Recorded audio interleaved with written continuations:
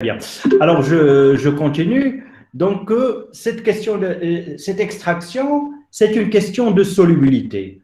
Alors, cette extraction, c'est l'utilisation d'un solvant pour aller récupérer des substances qui étaient dans un échantillon, dans le solvant, c'est-à-dire il faut que ces substances soient solubles dans le solvant. Et cette question de solubilité, elle est liée à la nature des molécules et à la nature du solvant. Tout simplement, retenez la règle, dans un solvant polaire, seules des molécules polaires sont solubles. Dans un solvant apolaire, c'est des molécules apolaires qui sont solubles dedans. Alors, en quoi cela est important dans ce que nous expliquons aujourd'hui, c'est-à-dire pour l'extraction, c'est-à-dire si vous voulez aller extraire des molécules polaires, il faudra utiliser un solvant polaire. Si vous voulez extraire des molécules apolaires, il faudra utiliser un solvant apolaire. Alors, parfois, on ne sait pas ce qu'on veut extraire, on ne sait pas ce qu'on cherche exactement, mais on peut adopter le raisonnement inverse, c'est-à-dire, vous allez savoir connaître le solvant que vous utilisez. Donc, si vous utilisez un solvant polaire, dites-vous que tout ce que vous pouvez récupérer, donc ce sont des molécules polaires.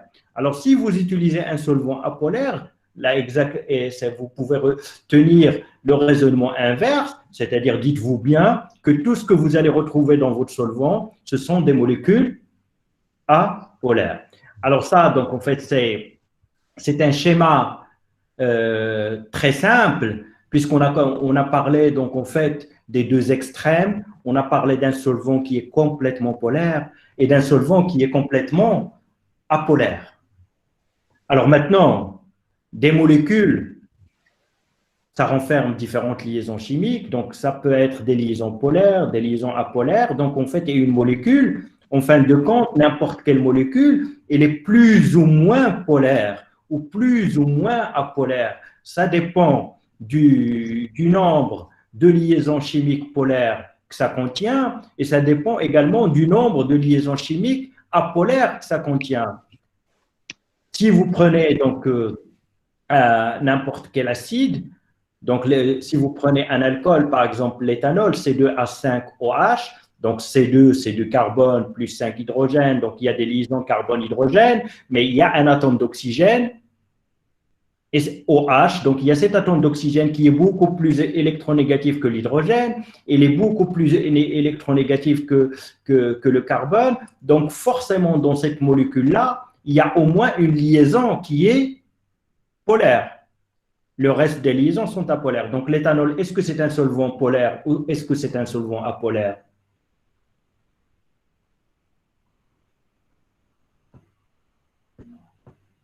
Qu'est-ce que vous en pensez? Apolaire, monsieur. Apolaire.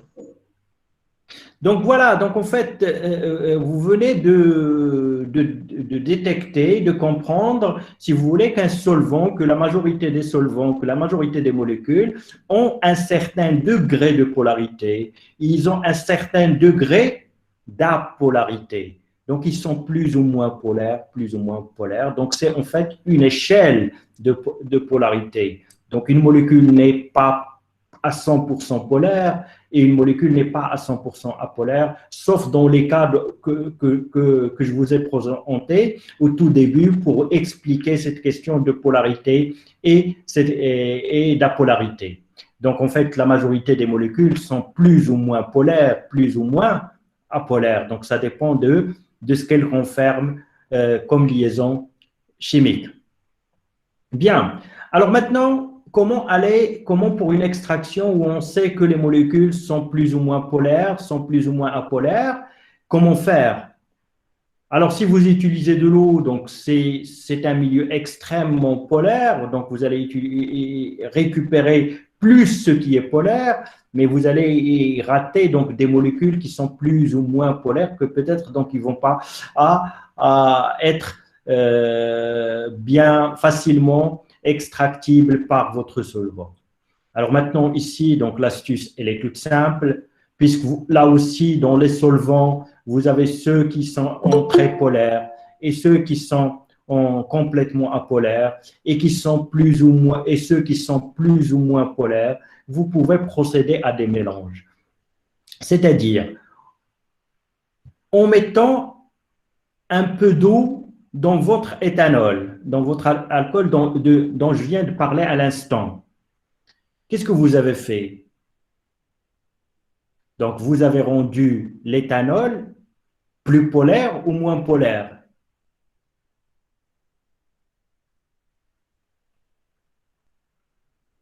Donc, vous avez de l'éthanol, donc il a une certaine polarité, et vous lui avez rajouté un peu d'eau. Donc, c'est que votre solvant, le résultat de ce mélange, il va devenir un peu plus polaire que l'éthanol, puisque vous lui avez rajouté quelque chose qui est encore plus polaire que lui. Alors, vous pouvez tenir le raisonnement inverse, c'est-à-dire vous avez de l'eau comme solvant et vous vous êtes dit qu'en fait, mon eau, ça ne convient pas parce que c'est extrêmement polaire, il faudra que je diminue sa polarité. Alors, en remettant dans l'eau un peu d'éthanol, par exemple, qui est moins polaire que l'eau, en fait, ce que vous faites, c'est que vous êtes en train de diminuer la polarité de l'eau. Donc, en fait, vous pouvez ajuster le degré de polarité de votre solvant par des mélanges, en mélangeant des solvants qui sont très polaires avec des solvants qui le sont moins, ou l'inverse, ou en mélangeant des solvants qui sont complètement apolaires avec des solvants qui sont un peu plus polaires. Donc, comme ça, donc, vous augmentez leur polarité. Est-ce que c'est clair cette question de polarité et apolarité? Oui, Oui, monsieur. monsieur. Très bien.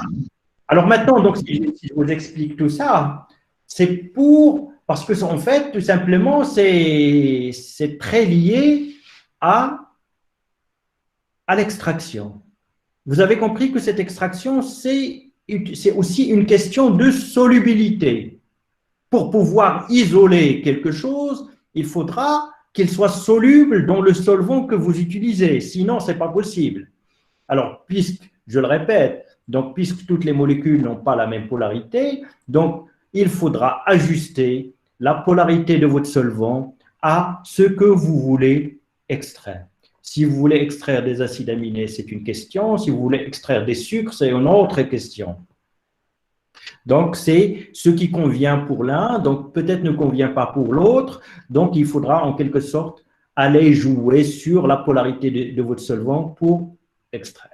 Bien, ça c'est d'une manière générale, donc, et c'est un préalable, c'est-à-dire quelque chose qu'il faut tout d'abord comprendre pour pouvoir donc poursuivre notre explication à propos donc de l'extraction.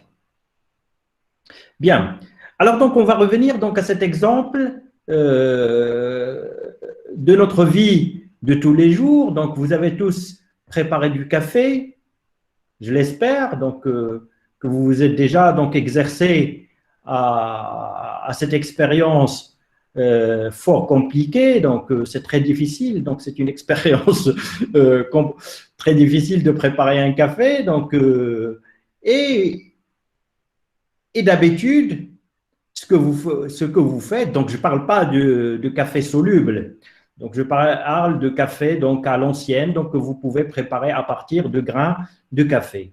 Alors, ce que vous faites, donc, c'est que votre extraction, votre café, vous ne le préparez pas à partir de grains de café entiers. Ce ne sont pas les grains de café que vous mettez en contact d'un solvant pour préparer votre café.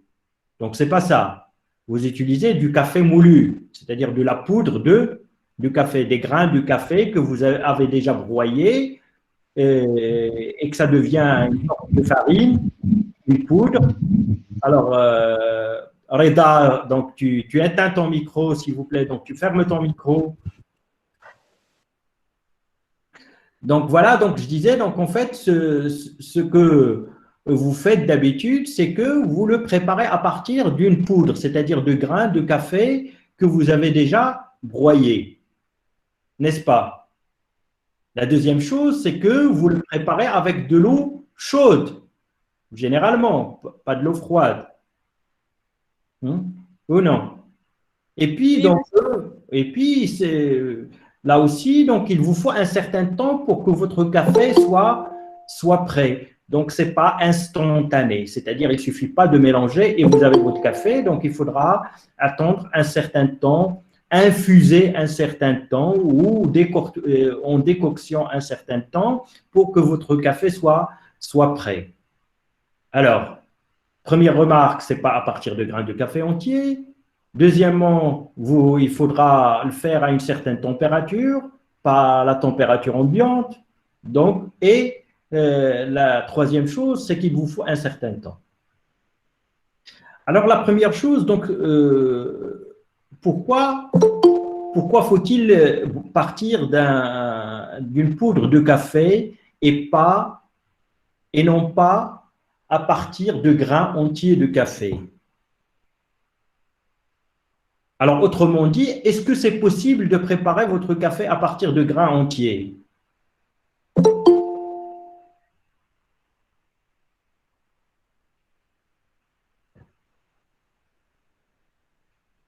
Alors, j'attends une réponse. Non? Oui, c'est possible, monsieur. Oui, c'est possible. Alors, si c'est possible, pourquoi vous ne le faites pas? Pourquoi les gens ne le font pas? Vous, peut-être, vous le faites, je n'en sais rien. Il consomme plus de temps. Comment ça, il consomme plus de temps?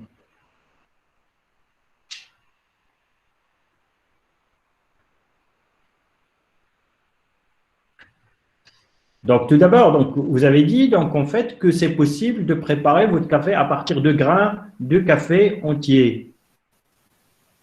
Ben, je suis d'accord, donc c'est possible.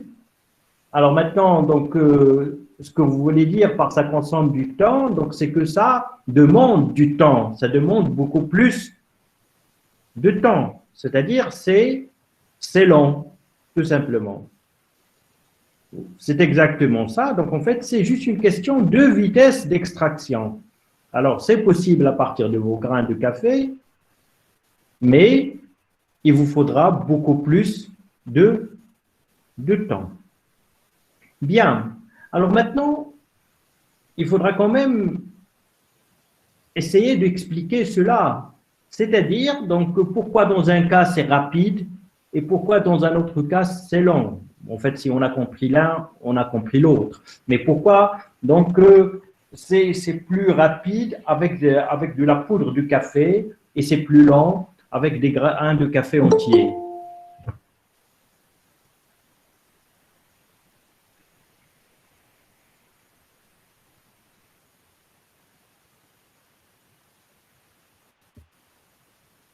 Pourquoi?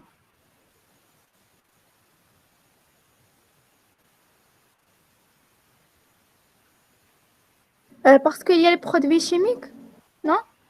Quel produit chimique? Quel produit chimique? Parce que le grain est plus rigide. C'est quoi plus rigide?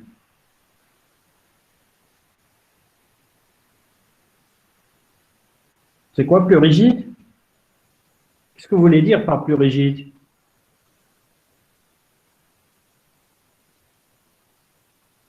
Et vous, mademoiselle, qu'est-ce que vous voulez dire par il y a des produits chimiques?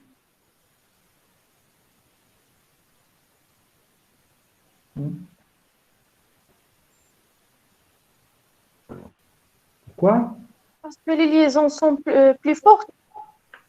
Quelles liaisons, mademoiselle, qui sont plus fortes? Ben, si je veux aussi répondre de la même manière que vous répondiez, ben, je dirais parce que le soleil se lève à 8 heures du matin.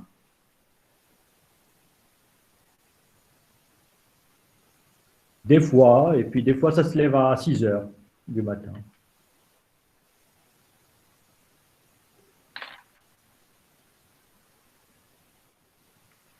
Alors, à travers donc cet exemple que j'ai donné, en fait, je veux dire que vos réponses n'ont aucune relation avec la question. vos réponses n'ont aucune relation avec la question. Donc, la question, c'est pourquoi c'est rapide. Vous me dites parce qu'il y a des produits chimiques, parce que c'est rigide, et parce que j'ai oublié l'autre réponse. Donc, en fait, ça n'a aucune relation avec la question.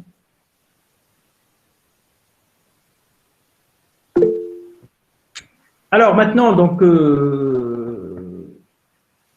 en fait, donc c'est quoi, comment appelle-t-on ce phénomène-là qui fait que des molécules qui étaient dans une phase vont partir pour aller dans une autre phase?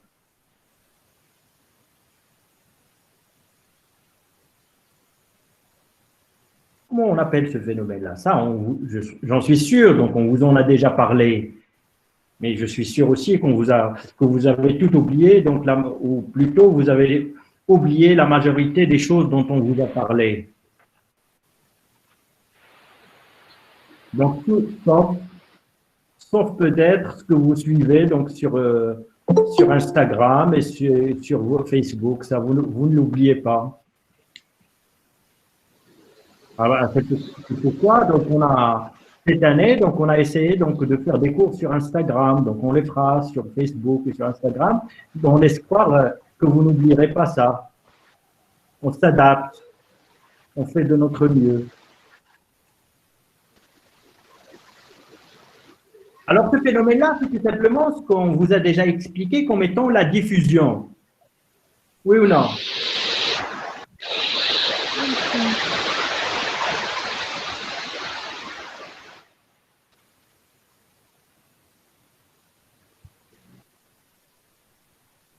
C'est ce qu'on appelle la diffusion. En fait, les molécules, d'une manière générale, donc s'ils ont la possibilité d'aller le plus loin possible, ils iront le plus loin possible. Donc ceci, donc c'est ce qu'on appelle la diffusion. C'est à cause de leur énergie libre, les molécules, ils ont une certaine énergie qui permet leur déplacement. Donc en fait, et c'est ce qu'on vous a également expliqué dans le deuxième principe de thermodynamique, donc qui veut dire tout simplement, ou qui veut que l'entropie d'un système ne peut qu'augmenter. Alors l'entropie d'un système, ce qu'il faut comprendre là-dedans, c'est-à-dire le désordre dans un système, c'est-à-dire ces molécules-là qui étaient quelque part dans les grains de café, bien dans une place, s'ils ont la possibilité, ils ne peuvent qu'aller partir n'importe où, dans n'importe quelle direction. Donc, c'est une loi de la nature, c'est le deuxième principe de la thermodynamique. C'est-à-dire, en fait, ces molécules-là qui étaient dans vos grains de café, donc ils vont diffuser, s'ils ont cette possibilité, ils vont diffuser et partir ailleurs. Et vous, en mettant du solvant, vous leur offrez cette possibilité, c'est-à-dire vous rendez cela possible. Vous rendez possible que ces molécules qui étaient dans les cellules de votre tissu puissent sortir et aller dans votre solvant. C'est ce qu'on appelle la diffusion et c'est ce qu'on va également traduire par la solubilité. Bien. Alors maintenant, cette diffusion, ce n'est rien d'autre qu'un transfert de matière, c'est-à-dire de la matière qui était quelque part et qu'on va retrouver, qui va être transférée et qu'on va retrouver autre part. C'est bon? Est-ce que c'est clair? Oui. Oui, monsieur. Monsieur.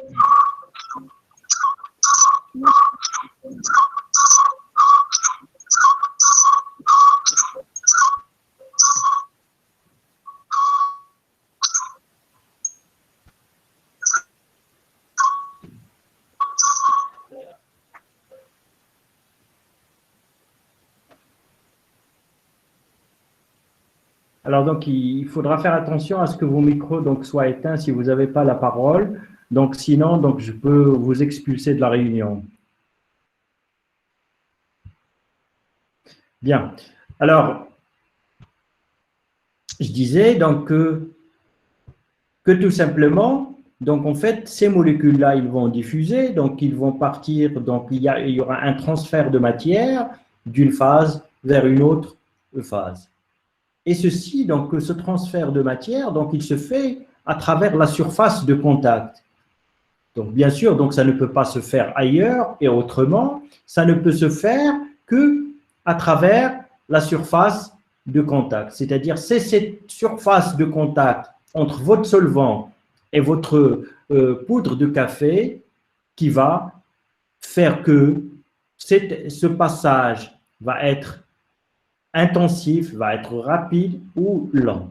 C'est-à-dire, si vous avez une grande surface, vous aurez beaucoup de molécules qui passent, qui vont être transférées d'un côté d'une phase vers une autre. D'accord?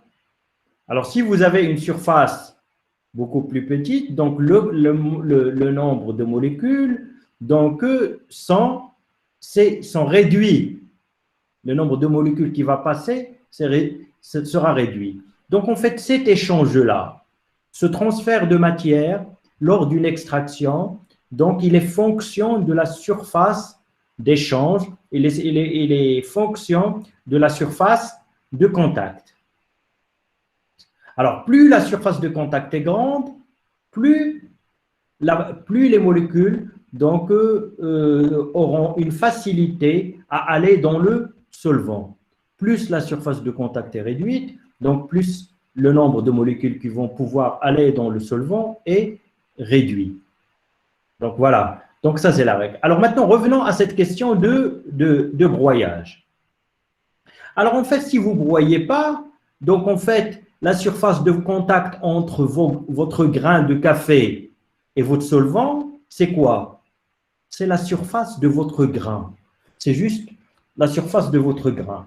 Alors donc, si cela est un grain de café, donc si vous le mettez dans un solvant, donc en fait, les échanges vont se faire par la totalité de la surface du grain de café. C'est à travers donc, cette surface-là que se feront les échanges. Alors maintenant, si vous brisez ce grain de café en 1 milliard de petits grains, alors la surface d'échange, ça devient quoi? Ça devient la somme des surfaces de tous les grains. C'est-à-dire, vous auriez augmenté d'une manière spectaculaire la surface de contact. Donc, en fait, le broyage, qu'est-ce qu'il fait? Donc, il fait augmenter la surface de contact entre votre matière à extraire et votre solvant. C'est comme ça que votre extraction va devenir beaucoup plus rapide. C'est bon? Alors maintenant, on va revenir à la deuxième condition, à la température.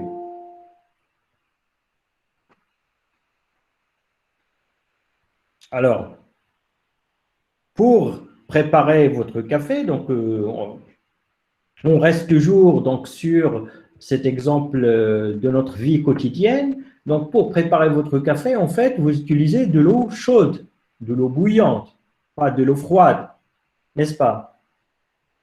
Alors, la même question, est-ce que vous pouvez préparer un café avec de l'eau froide?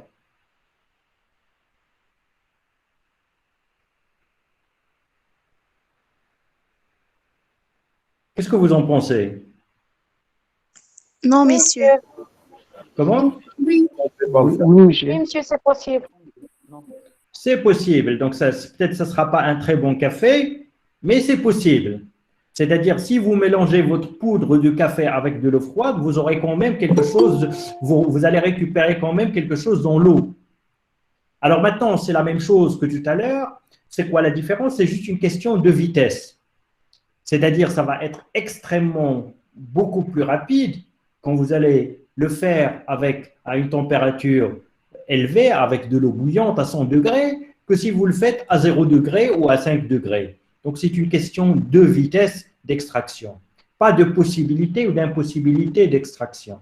Donc, la diffusion là aussi, lactique, il est fonction de la température. Donc, plus la température augmente, plus la diffusion s'intensifie. Et c'est la raison pour laquelle, donc, si vous augmentez la température, donc, en fait, vous allez extraire beaucoup plus rapidement. Pas beaucoup plus, mais beaucoup plus rapidement. Alors, bien sûr, beaucoup plus à un certain temps donné. Alors, si vous mettez à 5 minutes, si vous jugez à 5 minutes votre extraction, vous allez trouver à 5 minutes, si vous avez mis de l'eau chaude, vous avez extrait plus, mais si vous, à 5 minutes avec de l'eau froide, vous avez extrait beaucoup moins.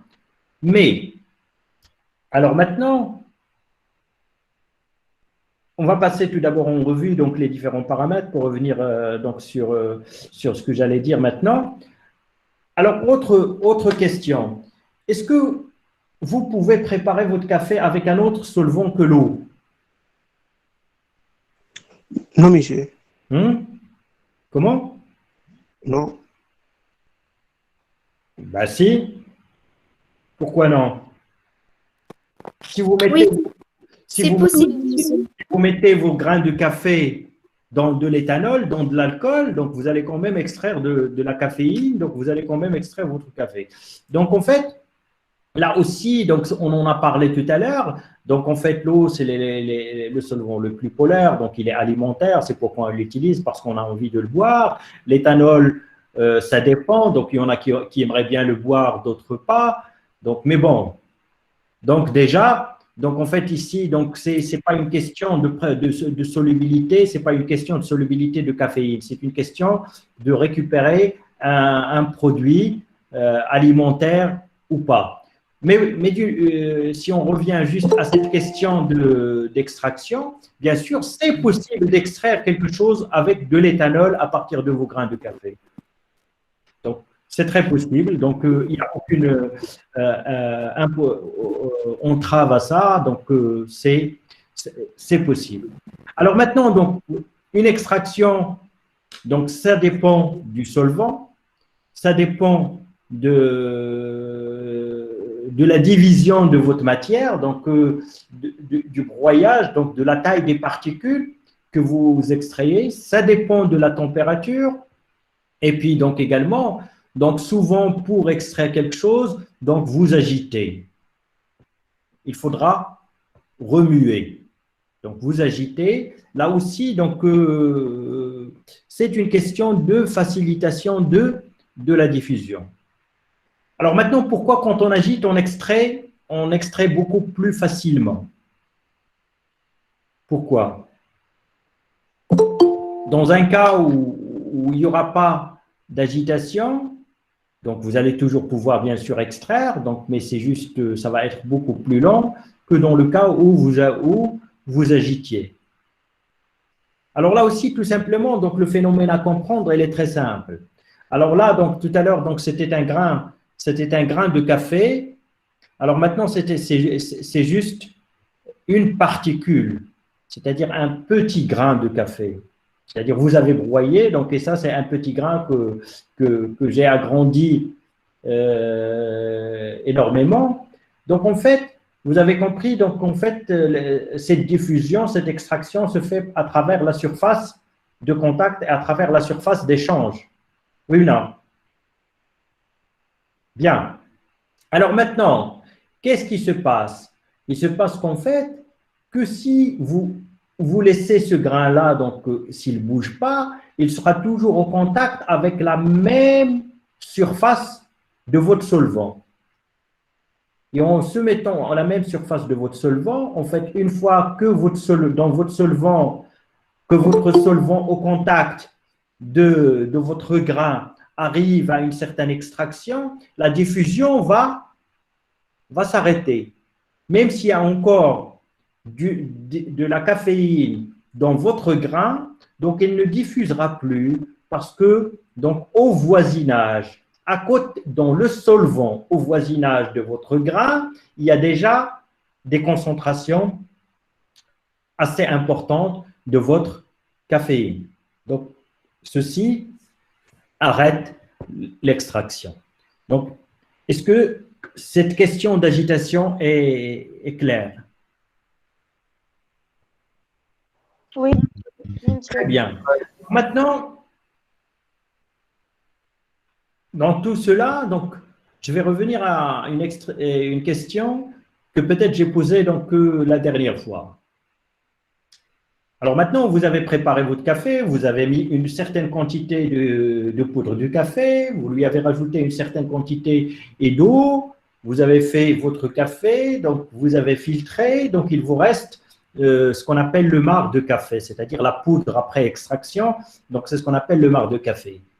Alors, si vous reprenez ce marc de café, cette poudre que vous avez déjà extraite, si vous la repreniez dans de l'eau, c'est-à-dire vous allez lui rajouter encore de l'eau chaude, est-ce que vous allez encore extraire quelque chose ou pas? Oui, monsieur. Oui, monsieur. Oui. Et ça veut dire quoi? Ça veut dire que la première fois, votre extraction, elle n'est pas... Il n'est pas...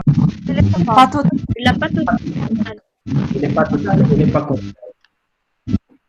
Alors, pourquoi il n'est pas total? Il n'y a pas assez de solvant.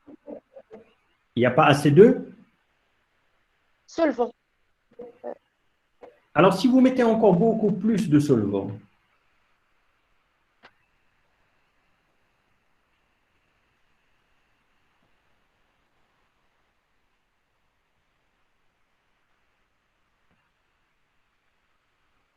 alors je vais vous répondre oui et non. Votre question, votre réponse, elle est pertinente. C'est un oui et un non et vous allez comprendre pourquoi je dis ça. Alors en fait, donc dans toute extraction, c'est un équilibre. Comme je viens de l'expliquer pour le grain de café, donc je viens de l'expliquer juste pour un grain de café, donc le solvant qui est juste au contact du grain de café, donc une fois qu'il est atteint une certaine concentration, donc la diffusion va s'arrêter. Alors maintenant, c'est la même chose si vous prenez le solvant en sa totalité. Dans le solvant dans sa totalité, pas uniquement le solvant qui est au contact, une fois qu'il aurait atteint une certaine concentration, la diffusion va s'arrêter. Tout simplement parce que tout phénomène de diffusion, c'est un phénomène d'équilibre. Et l'extraction, c'est un phénomène de diffusion. Et tout phénomène de diffusion, c'est un phénomène d'équilibre. C'est-à-dire, quoi que vous fassiez,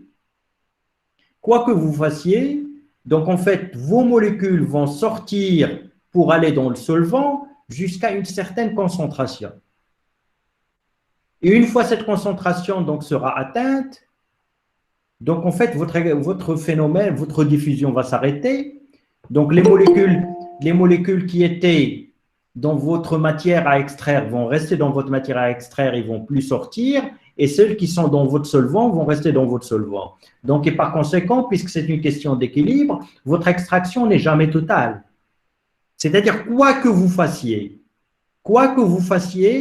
il y aura toujours quelque chose qui restera dans la matière à extraire et une certaine quantité qui va sortir dans votre solvant. Pourquoi? Parce que tout simplement, c'est une question d'équilibre. Et puisque c'est une question d'équilibre, il y aura toujours quelque chose d'un côté, il y aura toujours quelque chose de l'autre côté. Et ceci, ça veut dire tout simplement que votre extraction ne serait jamais complète. Bien. Alors maintenant, votre camarade tout à l'heure a dit, donc il faut mettre beaucoup plus de solvant.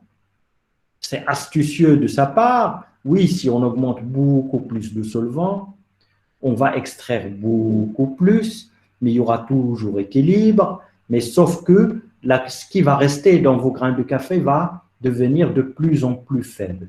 Parce qu'en fait, cet équilibre, c'est une question de concentration et ce n'est pas une question de quantité. Cet équilibre de diffusion, c'est une question de concentration.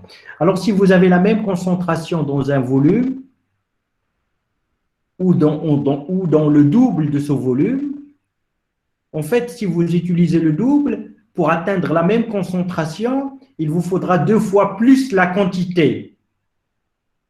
Donc, ce sont des choses élémentaires que vous avez déjà donc comprises. Donc, quand on a commencé à vous parler de concentration.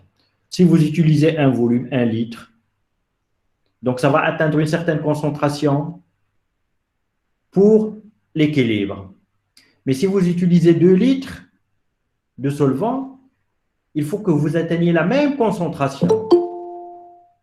Donc, pour avoir l'équilibre, il faut toujours la même concentration. Sauf que la quantité qu'il faut pour avoir la même concentration dans 2 litres, c'est 2 fois la quantité qu'il a fallu pour 1 litre. Est-ce que c'est clair? C'est une question de concentration et de quantité. C'est pourquoi donc tout à l'heure, j'ai répondu à votre camarade, donc en fait que c'est oui et non. Donc il y aura toujours un équilibre, sauf que si vous utilisez des volumes infinis de votre solvant, donc en fait la quantité qui restera dans votre matière à extraire, elle est minime. Donc, mais il y aura toujours équilibre parce que c'est toujours une question de concentration d'équilibre. Bien. Alors, si vous avez compris tout ça, donc en fait, vous avez compris donc tout ce qu'il y a dans cette extraction. Donc, je vais juste attirer votre attention sur une chose. Alors maintenant, on a parlé d'augmenter la température, mais est-ce que cela est possible dans tous les cas? Est-ce que dans n'importe quel cas, donc si vous voulez extraire facilement, rapidement, vous allez élever la température? Non. Non. Non, rappelez-vous donc ce dont on parlait dans les séances passées.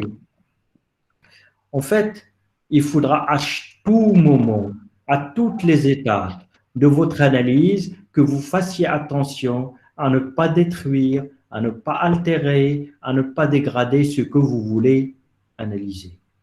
Donc ça, c'est une question. Donc c'est de votre responsabilité quand vous faites une analyse ou quand vous préparez votre analyse.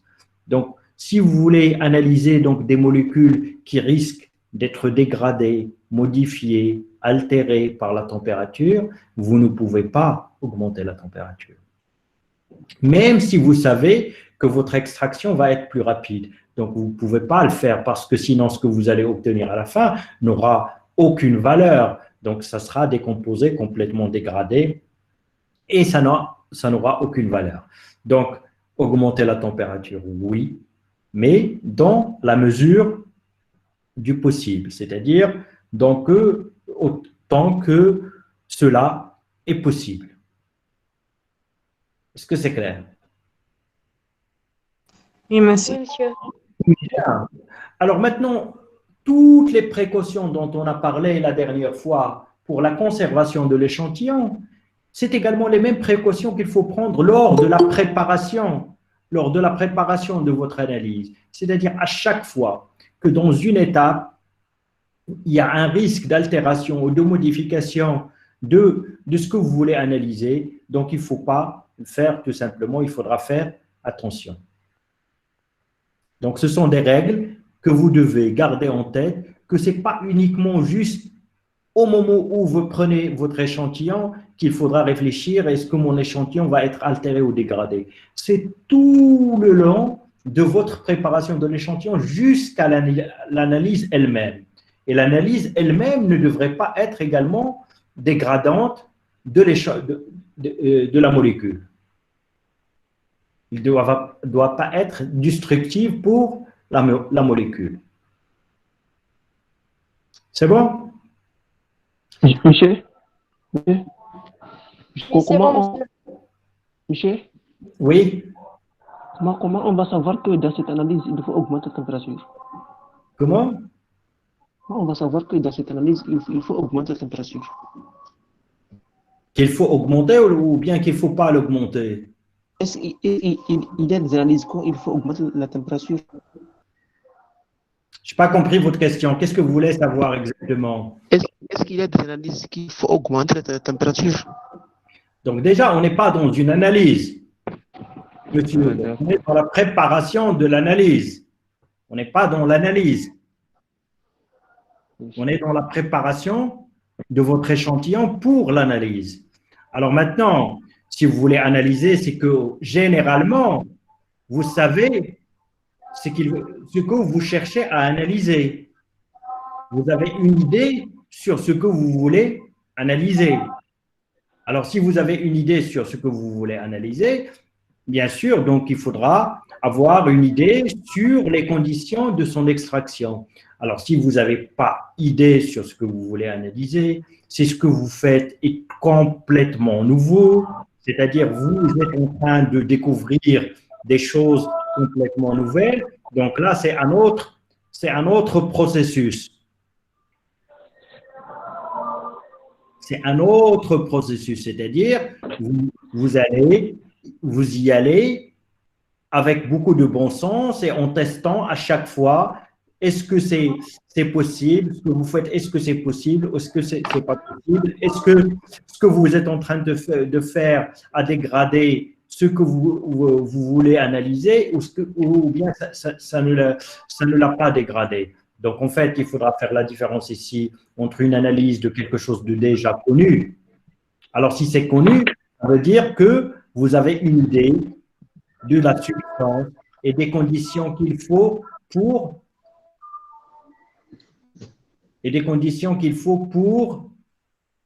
sa conservation.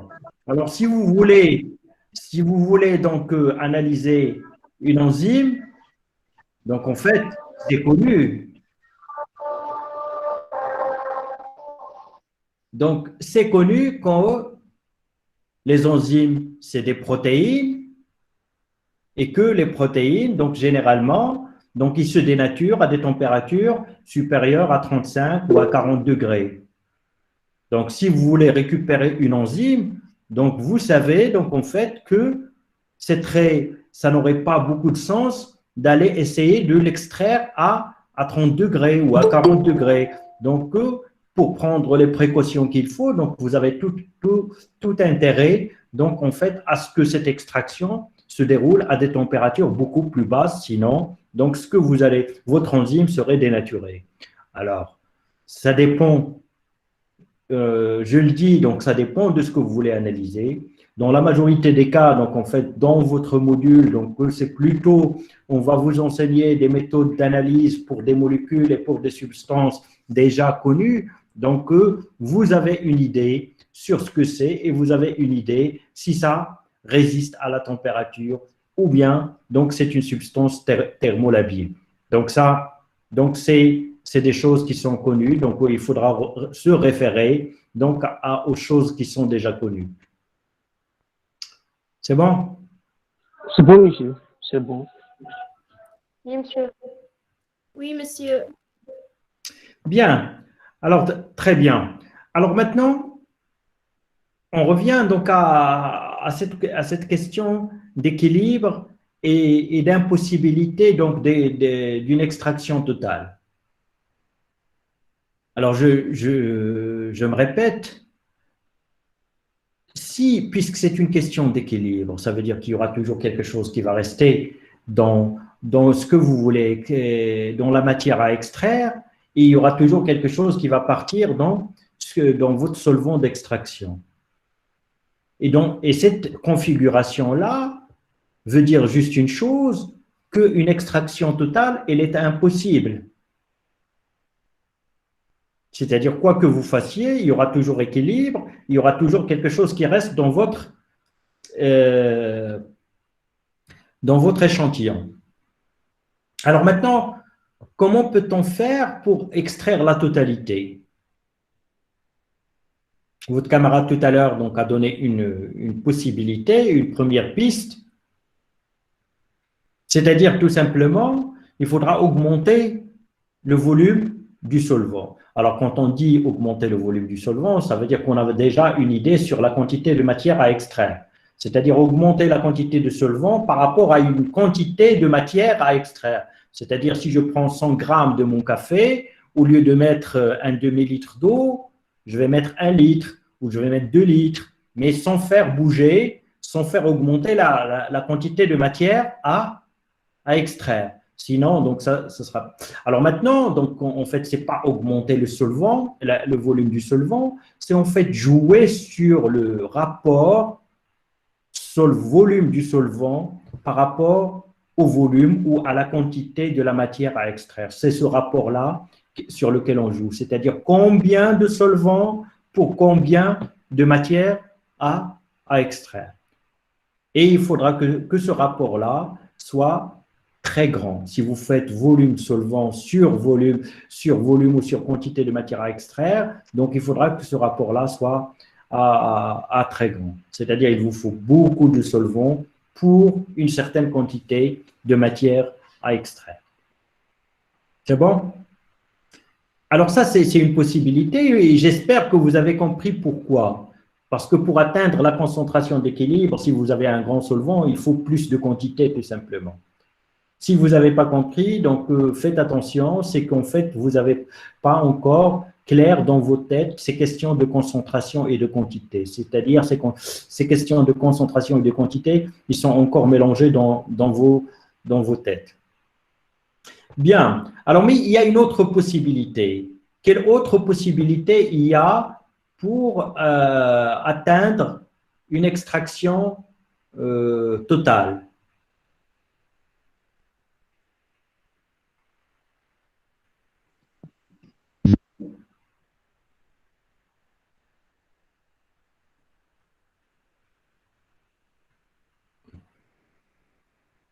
La redégradation des molécules. Comment? La redégradation des molécules. C'est quoi, mademoiselle, la redégradation des molécules?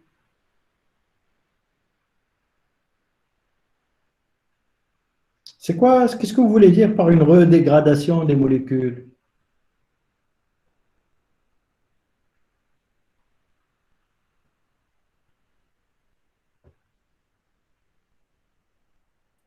Monsieur. On est bien là à parler d'extraction, n'est-ce pas? C'est qu'on extrait, c'est qu'on n'a pas envie de dégrader.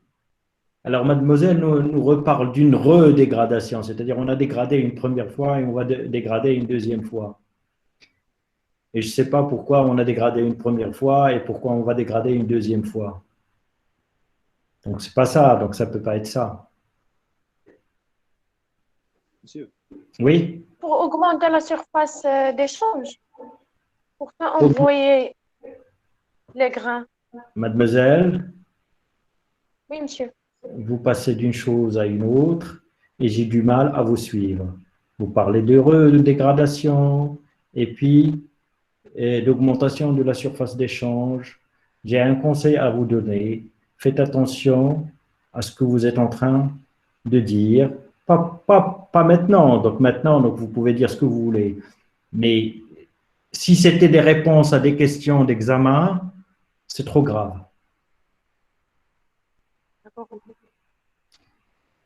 Monsieur. Oui. On va prendre le reste de cette matière et on fait une deuxième extraction. Donc voilà, donc il faudra réextraire tout simplement.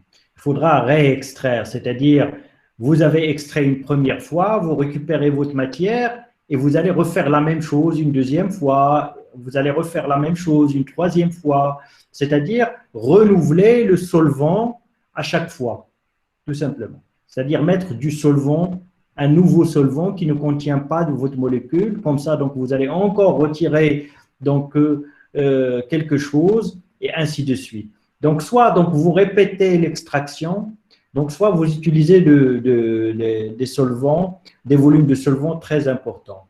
Alors, dans le TD, donc, vous aurez des exercices, je pense, de ce genre-là, pour essayer de comparer les deux. C'est-à-dire, vous avez une quantité à extraire. Si vous utilisez un volume de solvant, qu'est-ce que ça va vous donner? Et si vous répétez plusieurs fois l'extraction, qu'est-ce que ça va vous donner? Alors maintenant, depuis tout à l'heure, on a commencé à parler et pour en fait expliquer que cette extraction n'est jamais totale et que vous ne pouvez extraire qu'une certaine quantité, qu'il y aura une quantité qui restera dans votre échantillon. Alors maintenant, cette quantité que vous extrayez, vous pouvez la transformer ou l'exprimer en pourcentage, par exemple. C'est-à-dire, vous pouvez dire que j'ai extrait 50%, 10% ou 100%. 100%, c'est que vous avez extrait et que vous avez extrait la totalité de votre substance. C'est-à-dire la totalité des substances qui étaient dans votre échantillon, maintenant vous les avez récupérées dans votre solvant. Donc 100%, vous avez compris que ce n'est pas possible parce que c'est une question d'équilibre. Quoi que vous fassiez, il restera quelque chose dans votre échantillon. Mais vous pouvez quand même vous poser la question de la quantité ou du pourcentage que vous avez extrait. Oui ou non? Oui ou non? Je pense que tout le monde est Monsieur, parti. je n'ai pas bien compris. Tout le monde est parti ou tout le monde s'est endormi. Pas bien compris. Comment? Je n'ai pas bien compris la question. Alors, si vous faites une extraction, c'est que vous avez extrait une certaine quantité. Pas la totalité. Ça, c'est ce que j'étais en train d'expliquer depuis tout à l'heure. N'est-ce pas? Alors maintenant, donc, vous pouvez vous demander, vous pouvez vous poser la question combien j'ai extrait. C'est-à-dire quel est le pourcentage que j'ai extrait et combien il reste dans ma matière à extraire. C'est-à-dire, est-ce que j'ai extrait 50%, 20% ou 60% ou 99%? Combien vous avez extrait? Vous avez compris ou pas? Oui, monsieur. Alors, ce que je suis en train maintenant de chercher, c'est ce qu'on appelle le rendement d'extraction. Donc, ce que je suis en train d'expliquer maintenant, c'est ce qu'on appelle le rendement d'extraction. C'est-à-dire, c'est quel est le pourcentage que vous avez extrait et combien est resté dans votre échantillon. C'est bon? Est-ce que c'est clair? Oui, monsieur. À Oui, peu monsieur. près.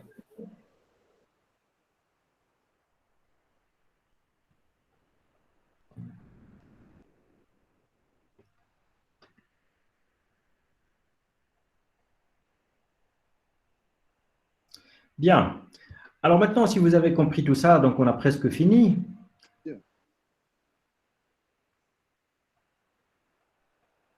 Donc on va maintenant passer un peu rapidement en revue donc les diapos, les slides donc que vous avez déjà sur la plateforme.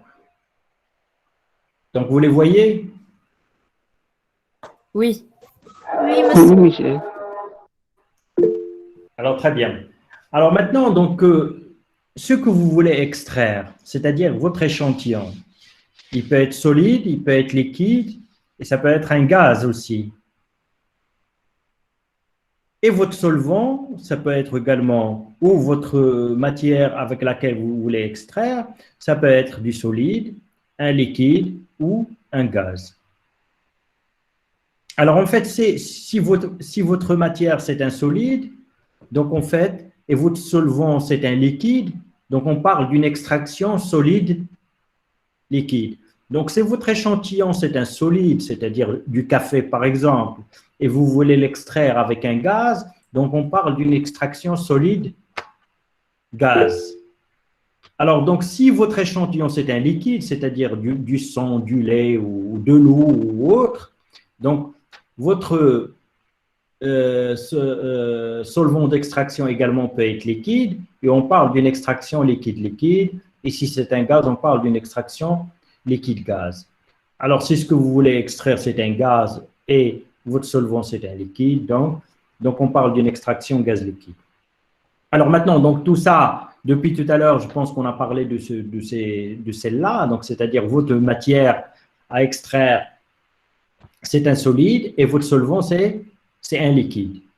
Alors maintenant, donc c'est possible aussi donc, d'extraire des choses à partir d'un liquide, c'est-à-dire des choses qui étaient dans un liquide, c'est-à-dire par exemple le lait, le sang ou n'importe quel liquide physiologique, ou bien dans de l'eau tout simplement. Donc vous pouvez également récupérer des choses dans l'eau, mais avec un autre liquide. Sauf qu'ici, donc bien sûr et bien évidemment, les deux liquides ne doivent pas se mélanger. Si vous voulez récupérer par exemple les sucres qu'il y a dans du lait, est-ce que vous pouvez le faire avec de l'eau? Donc il y a des sucres dans le lait, ça vous le savez. Oui, monsieur. Il y a du lactose.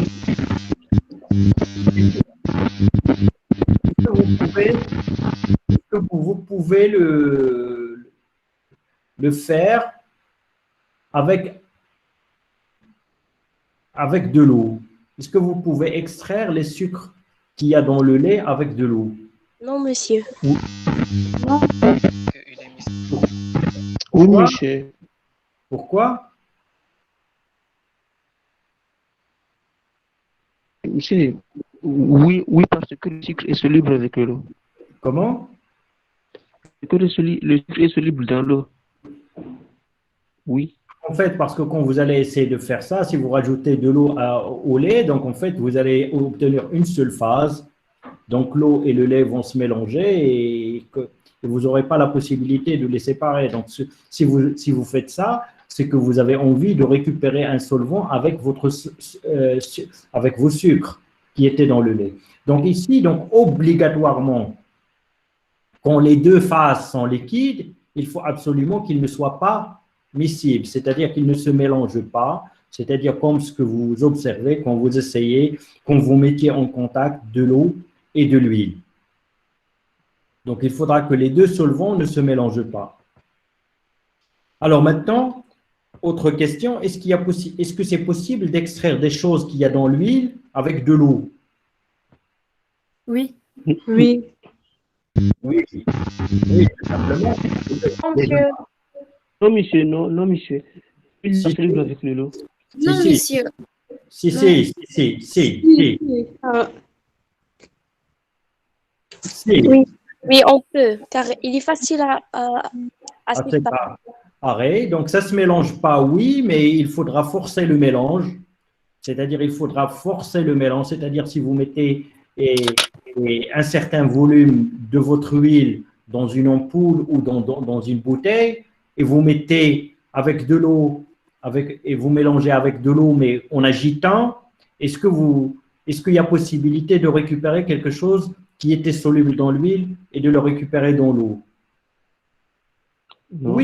Oui. Essayez-le. c'est possible. Essayez-le. Prenez un peu d'huile d'olive, par exemple, mettez-le dans une petite bouteille, mais il faut mettre de l'eau. Donc, en fait, si vous agitez bien, en fait, après, les deux phases vont se séparer. Et peut-être, vous allez voir qu'en fait, l'eau que vous avez mis, donc, a changé en moins de couleur. C'est-à-dire, il y a des substances qui étaient initialement dans votre huile qui maintenant se sont solubilisées dans votre eau. C'est une extraction liquide-liquide. C'est bon? Oui, c'est bon. Monsieur, Alors maintenant, ce qui a peut-être est un peu difficile à comprendre, donc c'est une extraction par un gaz, par exemple. Est-ce que c'est possible d'extraire des choses avec un gaz? Que ce soit à partir d'un liquide ou à partir d'un solide? Oui. C'est possible. Oui, si vous avez de la poudre de café, et si vous faites passer à travers cette poudre, vous faites passer à travers cette poudre du gaz. Est-ce que le gaz qui va s'échapper, est-ce qu'il va contenir d'autres molécules qui étaient initialement dans votre café? Oui. D'ailleurs, quand vous sentez du café, qui est en train de se préparer quelque part, ça veut dire quoi? Que les molécules du café sont... Voilà, que certaines, mais pas toutes les molécules, mais certaines molécules dans dans le l'air. café maintenant sont dans l'air, c'est qu'ils sont partis dans l'air, c'est une extraction. Et bien sûr, dans ce genre d'extraction, comme je l'ai dit tout à l'heure comme règle de base, vous ne pouvez extraire par un gaz que des molécules qui ont les mêmes propriétés que le gaz, c'est-à-dire des molécules qui sont volatiles à température ambiante ou à la température avec laquelle vous travaillez. Alors là aussi, un autre exemple d'une extraction avec un gaz, c'est généralement les gens qui préparent donc des extraits de fleurs d'oranger, et les filles, donc, mais peut-être vous, pas vous, peut-être certaines de vos mamans l'ont fait. Je sais que vous êtes fainéantes, pas toutes, peut-être il y en a certaines qui ne le sont pas, mais vous, mamans, donc ils savent bien préparer de l'eau de fleurs d'oranger. Mazhar. Mazhar, donc vous le préparez. Il y en a au moins certaines peut-être qui le préparent encore chez elles. Donc en fait, on met des fleurs d'oranger au contact de la vapeur d'eau. Et en fait, ce contact avec la vapeur d'eau donc, va permettre une extraction donc, de certaines molécules à partir des fleurs d'oranger. Et c'est ce qu'on appelle donc de l'eau de fleurs d'oranger. Mazhar, donc c'est très commun à Marrakech, donc pour les gens qui sont de Marrakech. Donc voilà, donc c'est un exemple d'extraction avec un gaz. On part d'un solide, donc les fleurs d'oranger, c'est du solide, c'est une matière solide, et on la met au contact avec la vapeur d'eau. La vapeur d'eau, c'est un gaz, et on récupère des choses. Donc c'est une extraction solide gaz. Monsieur, j'ai fait cette expérience avec les fleurs de rose. Aussi, c'est la même chose. Aussi, donc c'est le même principe. Très bien. Alors maintenant, donc, ce qui est peut-être difficile à comprendre ici, en fait, déjà là, donc extraire un gaz avec un gaz, ça n'aurait pas de sens parce que c'est toujours miscible, donc ça se mélange tout le temps. Tous les gaz se mélangent entre eux, donc il n'y a pas des gaz qui ne se mélangent pas entre eux. Alors maintenant, ici, extraire quelque chose de solide avec quelque chose de solide, ça aussi, donc c'est impossible. Si vous mélangez vos grains de café avec vos grains de poivre ou de cannelle ou quoi que ce soit, donc de solide, si on reste dans la cuisine, donc vous comprenez, donc en fait qu'il n'y aura rien qui passera d'une phase dans une autre. Donc ça passera jamais d'une phase solide vers une phase solide, donc ça c'est impossible. Alors maintenant, est-ce qu'il y a possibilité d'extraire avec du solide, c'est-à-dire le solide, la phase solide, c'est celle qui va jouer le rôle du solvant. Oui. Alors maintenant, si vous avez quelque chose, par exemple, dans un liquide ou dans un gaz, c'est la même chose. Donc, si vous avez quelque chose dans un liquide, c'est-à-dire de l'eau, prenons l'eau de rose, par exemple. L'eau de rose, donc vous avez extrait avec de la vapeur, donc vous avez après de l'eau de rose, c'est-à-dire un solvant qui est l'eau, et là-dedans, il y a quelque chose des molécules qui ont été extraites de vos pétales de rose. D'accord? C'est bon? Oui, c'est bon. Alors maintenant, cette eau de rose, si vous lui ajoutez de l'argile, par exemple, vous lui ajoutez quelque chose, du calcaire, par exemple, donc quelque chose de solide. Est-ce que est-ce qu'il y aura toujours les mêmes molécules dans votre eau? Non. Alors maintenant, c'est que ces molécules qui étaient solubles dans l'eau vont s'absorber sur vos argiles ou sur votre calcaire ou sur du charbon. Par exemple, donc si vous mélangez du charbon à une eau qui contient certaines molécules, après si vous filtrez, donc en fait vous allez récupérer votre charbon, mais avec des molécules qui se sont absorbées sur le charbon et qui ont été prises de votre liquide. C'est un genre d'extraction, c'est ce qu'on appelle une extraction en phase solide. Ici, c'est juste en anglais, solid phase extraction. Donc, et le phénomène qui est mis en jeu ici, c'est ce qu'on appelle de l'adsorption. Ce n'est pas l'absorption, mais c'est de l'adsorption. C'est-à-dire les molécules se sont adsorbées sur la phase solide, qu'on appelle également adsorbant. Bien. Alors, tout à l'heure, donc, en fait, j'ai expliqué que toutes ces extractions, donc, c'est une question d'équilibre, et que cet équilibre, il est atteint quand on aura atteint donc une certaine concentration dans la phase à extraire et une certaine concentration dans votre solvant. Alors, le rapport des concentrations, il est constant. C'est-à-dire, tant qu'on utilise la même matière et qu'on utilise le même solvant, on aura toujours le même coefficient de partage. C'est-à-dire ce coefficient de partage, il est fonction de la matière à extraire, du solvant et des molécules et de la molécule à extraire. Si vous voulez extraire du sucre de votre lait et que vous utilisez un solvant qui n'est pas miscible avec votre lait, donc vous voulez toujours extraire du lactose, qui est le sucre du lait, et vous avez toujours la même matière, le lait, et vous utilisez toujours le même solvant, vous aurez toujours le même coefficient de partage. C'est-à-dire, vous aurez toujours à une certaine concentration dans votre solvant, donc l'équilibre sera atteint, il restera toujours une certaine concentration dans votre phase à extraire. Et on parle de coefficient de partage de concentration. C'est bon?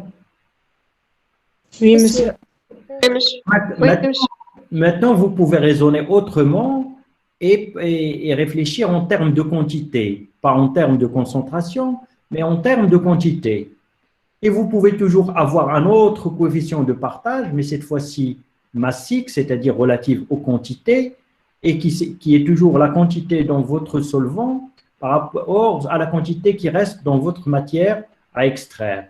Donc, en fait, ça peut s'agir de deux solvants. Donc, si c'est une extraction liquide-liquide, donc que ce soit A ou B, ce sont deux solvants. Mais d'une manière générale, donc en fait, ici, on introduit un paramètre qui régit cette extraction et qu'on appelle le coefficient de partage, soit de concentration, soit massique.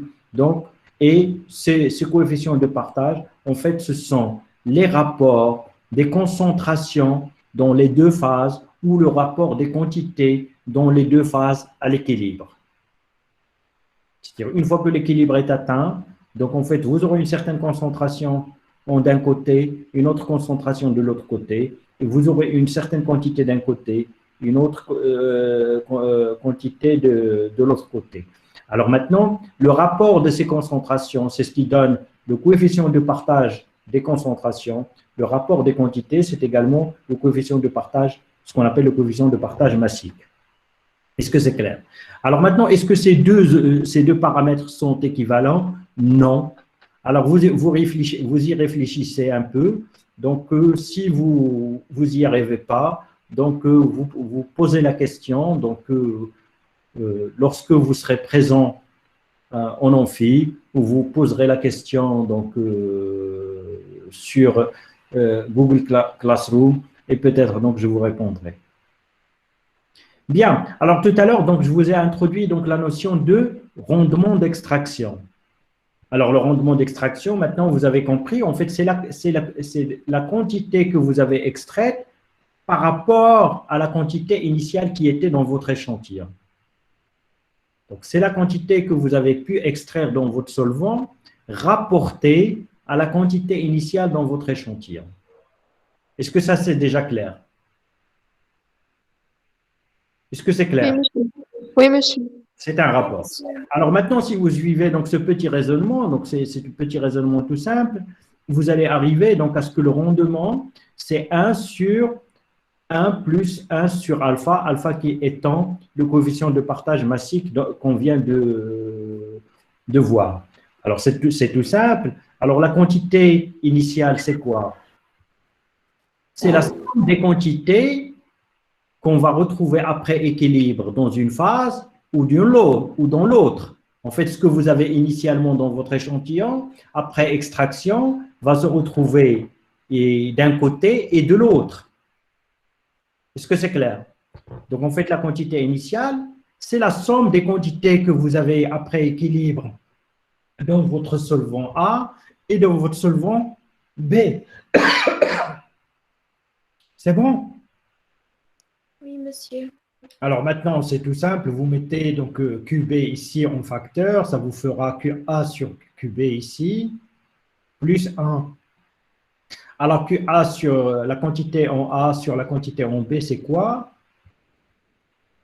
C'est l'inverse de alpha. C'est 1 sur alpha.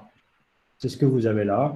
Donc, QA sur B, c'est 1 sur alpha. Et puis, QB, donc, plus 1, si vous mettez QB en facteur, donc c'est 1. Voilà. Et ça vous donne, en fait, le rendement. Ça vous donne, c'est, vous simplifiez par la suite par QB, donc, vous divisez par QB. Et ça vous donne 1 sur 1 plus 1 sur alpha. Donc, ça vous donne cette formule. Le rendement, c'est 1 plus 1 sur alpha.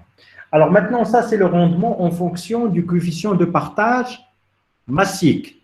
Alpha, c'est le coefficient de partage des quantités. C'est le coefficient de partage massique. Mais qu'est-ce que ça nous dit? Donc, qu'est-ce que ça nous dit, cette formule? Ça nous dit pour que le rendement soit égal à 1. Qu'est-ce qu'il nous faut? Pour que le rendement, quand est-ce que le rendement est égal à 1, c'est-à-dire il est total, que votre extraction est totale?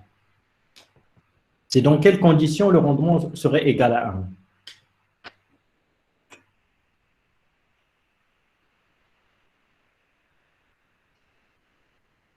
1? Quand alpha il est à l'infini.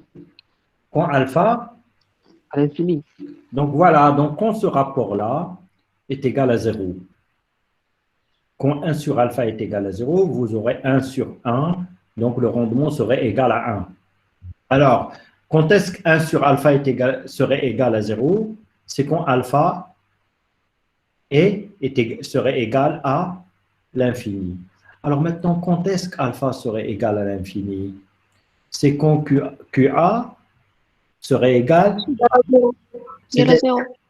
C'est-à-dire, c'est quand il y aura rien, il y aura zéro quantité dans votre matière à extraire. Alors ça, je viens de vous l'expliquer que c'est impossible parce que c'est une question d'équilibre. Par conséquent, alpha ne serait jamais égal à 1. Et si alpha n'est jamais égal à 1, votre rendement, alpha n'est jamais égal à 0. Et par conséquent, le rendement n'est jamais égal à 1. Le rendement est toujours inférieur à 1. Est-ce que c'est clair? C'est ce que j'ai expliqué depuis tout à l'heure et que vous avez compris intuitivement. Maintenant, Oui, donc, monsieur. maintenant, voilà, donc vous pouvez le comprendre également à travers donc, ce petit calcul qu'on fait que ce rendement ne serait égal à 1, c'est-à-dire à 100% si vous le mettez en pourcentage, que si alpha est égal à 0, et alpha ne peut être égal à 0 que si la quantité en A, que si alpha est infini, et que alpha n'est infini que si cette quantité en A est nulle, et cette quantité en A n'est jamais nulle, et par conséquent, le rendement n'est jamais total, n'est jamais de 100%. Est-ce que c'est bon? Oui, monsieur. C'est clair? Oui, Oui, monsieur. Voilà, donc si vous avez tout compris, donc on arrête là. Donc c'est la séance d'aujourd'hui. Et donc vous aurez toujours la possibilité de poser vos questions via la Google Classroom ou via la plateforme de l'université comme vous voulez. Et puis donc je le répète ici, en fait les séances en présentiel en amphi, ce sont des classes inversées. Ça veut dire quoi? Ça veut dire qu'il n'y aura pas de cours magistral comme je viens de faire maintenant avec vous. Ça veut dire que vous avez tous les documents, vous avez les vidéos, il faudra venir en amphi pour comprendre ce que vous n'avez pas compris. C'est-à-dire pour poser les questions sur les choses que vous n'avez pas comprises, donc et ce sera l'occasion d'expliquer. C'est ce qu'on appelle des classes inversées. Est-ce que c'est clair? Oui, Oui, monsieur. monsieur. Oui, monsieur, c'est clair. Oui, monsieur. Très bien. Alors, je vous souhaite un bon week-end Merci et, beaucoup, monsieur. et à la prochaine. Merci beaucoup, monsieur. Bonne journée. Et vous aussi. Merci beaucoup, monsieur. De rien. Donc, essayez de travailler régulièrement. Et vous allez vous apercevoir. En fait, essayez de travailler régulièrement, essayez de profiter donc de ces classes inversées et vous allez vous étonner, vous allez vous étonner vous-même, vous allez avoir d'excellents résultats.